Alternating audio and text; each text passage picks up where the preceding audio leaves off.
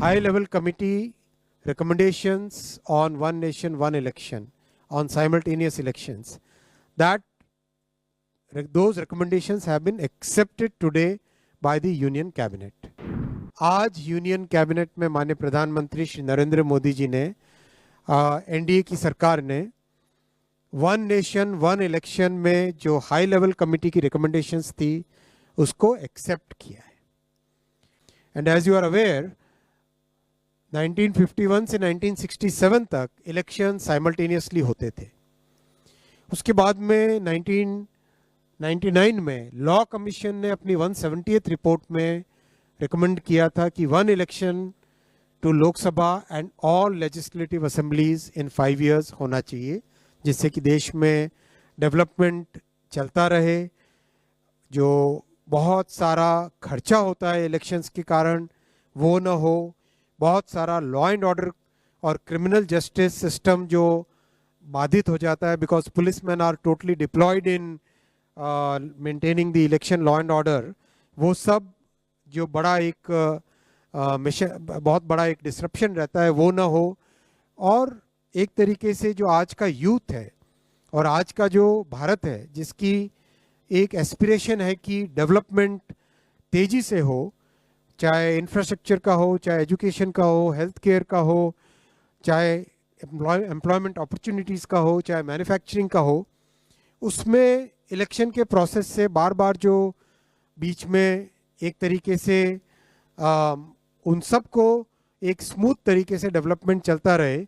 और इस point of view से बार बार ये रिकमेंडेशन, ये सजेशन देश में जगह जगह से अलग अलग फोरम से आया है. पार्लियामेंट्री कमेटी ने भी 2015 में अपनी 79th रिपोर्ट में कहा था गवर्नमेंट को कि suggest methods for simultaneous elections in 2 phases. इसीलिए हाई लेवल कमेटी गठित की गई थी under the chairmanship of Shri Ramnath Kovind ji, the former president of India. And that committee extensively consulted a broad spectrum of stakeholders including political parties, judges, constitutional experts, large number of experts from various fields. इन सब के extensive consultation के बाद में एक report submit की थी. वो report आपको ऑनलाइन अवेलेबल है, ये वेबसाइट आपके सामने रखा हुआ है और आप यहाँ से ऑफिशियल वेबसाइट से डाउनलोड करना. Cyber security is more important, right? So extensive feedback से आया था कि there is a widespread support for simultaneous elections in the country. There is a widespread support for simultaneous elections in the country. इसीलिए NDA सरकार की cabinet ने आज सर्वसम्मति से इन रिकमेंडेशंस को एक्सेप्ट किया. और इसका इम्प्लीमेंटेशन 2 phases में होगा जैसा कि कमेटी के रिकमेंडेशंस में है. फर्स्ट फेज में लोकसभा और असेंबलीज के इलेक्शंस को साइमल्टेनियस कराने का प्रयास होगा.